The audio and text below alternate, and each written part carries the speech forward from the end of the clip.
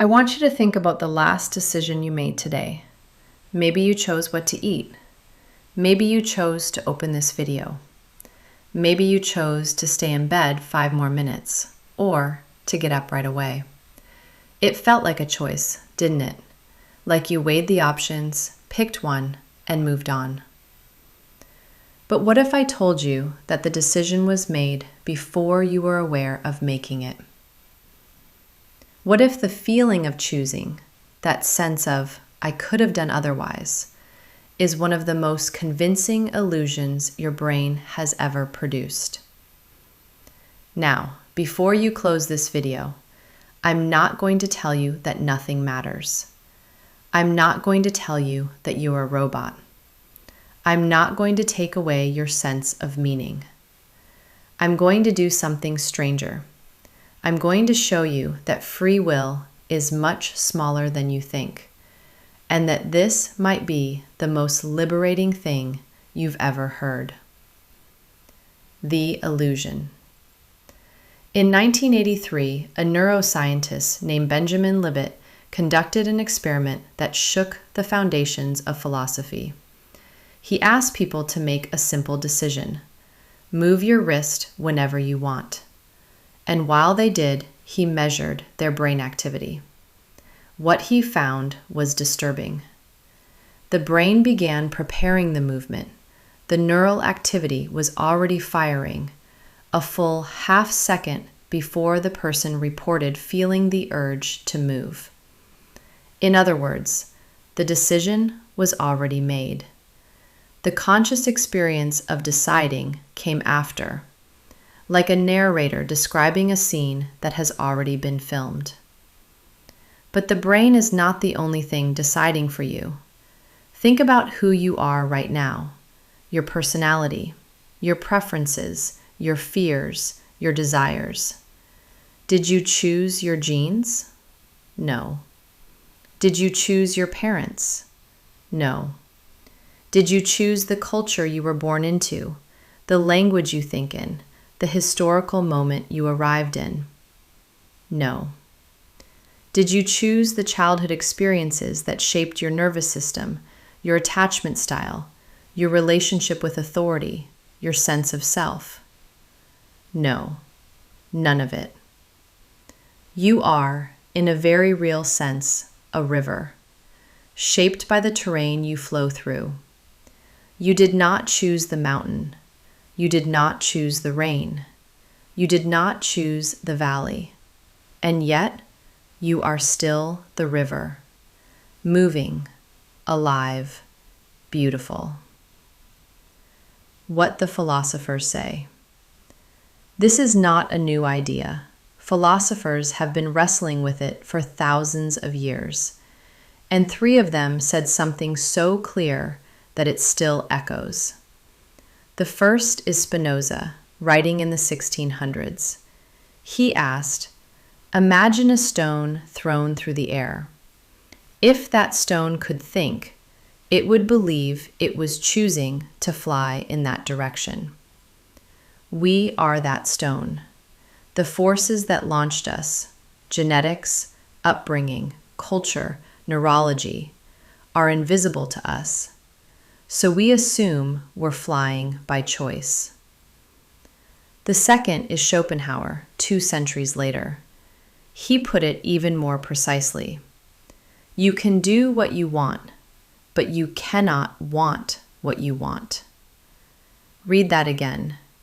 You can act on your desires, yes, but the desires themselves, where did they come from? Did you sit down one day and decide to love the things you love, to fear the things you fear, to crave the things you crave?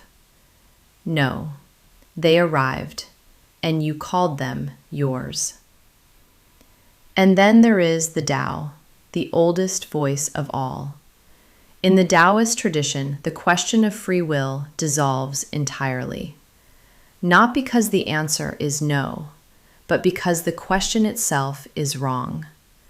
The Tao Te Ching doesn't ask, are you free? It asks, why are you fighting the current? The concept of Wu Wei, non-action, or effortless action, is not about giving up. It is about aligning yourself with the way things already are. The river doesn't fight the valley. The tree doesn't fight gravity. They work with the forces that shape them, and in doing so, they become themselves. That is not slavery. That is the deepest kind of freedom. The small frame. So if most of what you do is determined by your biology, your history, your conditioning, where does that leave you? Where does free will actually live?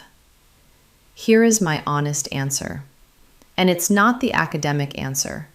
It's the one I've arrived at through years of working with people, studying the mind, and sitting with this question myself. Free will exists, but in a much smaller frame than we were taught. You didn't choose your genes, but you can choose what to do with the body they gave you. You didn't choose your childhood, but you can choose how you relate to its wounds today. You didn't choose your first reaction to anything, but you can choose your second one. The space between stimulus and response, that tiny gap where you notice what's happening before you react, that is where your freedom lives. It is not a grand freedom. It will not make you the master of the universe. It will not give you control over outcomes or other people or the weather or the economy. But it gives you this, the ability to choose your attention, your kindness, your breath, the words you say next, how you treat the person in front of you right now. And if you think that's not much, I would say that's everything. You are not the architect of your life. You are the gardener. You did not create the soil. You did not order the rain. But you choose where to plant, what to nurture, what to tend. And a gardener who understands the soil, who works with it instead of against it, grows more than the one who pretends to control the weather. Why this matters. Now, here's why this matters. Not as a philosophical exercise, but for your actual life. If free will is smaller than we thought, then guilt is also smaller than we thought. All those moments you replay at night, should have, could have, why didn't I? They assume that a different version of you, in that exact moment, with that exact history, that exact brain chemistry, that exact set of pressures, would have chosen differently. But would they? If everything that made you who you were in that moment was the same, the exhaustion, the fear, the conditioning, the neural pathways, wouldn't you have done exactly what you did? That doesn't excuse harm. It doesn't erase responsibility. But it does change the quality of the judgment. It softens it. It turns self-punishment into self-understanding. And it extends outward, to the narcissist you couldn't save, to the parent who couldn't love you the way you needed, to the partner who left, to the friend who hurt you. They too were rivers, shaped by terrain they didn't choose, running the only course their conditions allowed. That doesn't mean you have to forgive them, but it means you can understand them without losing yourself. And finally, it brings you back to the present, because the past was determined, the future is unknown, but this moment, right now, this breath, this second, is the one tiny window where your will actually operates. Not the past, not the future. Here, now. The frame is small, but the view through it is infinite. So here's the lesson nobody taught you about free will. You are freer than a stone, and less free than you believe. You are a river shaped by forces you didn't choose, flowing through a landscape you didn't create. And inside all of that, in the smallest, most precious space, you have a choice. Not the grand, unlimited choice of the self-help books, not the all-powerful will of the motivation industry. A small choice, a human choice, to pay attention, to be kind, to breathe, to plant something, to tend what is here. And maybe that's enough. Maybe it was always enough. Because the gardener who understands the limits of the soil doesn't curse the ground. She works with it, and something grows. Did you choose to watch this video?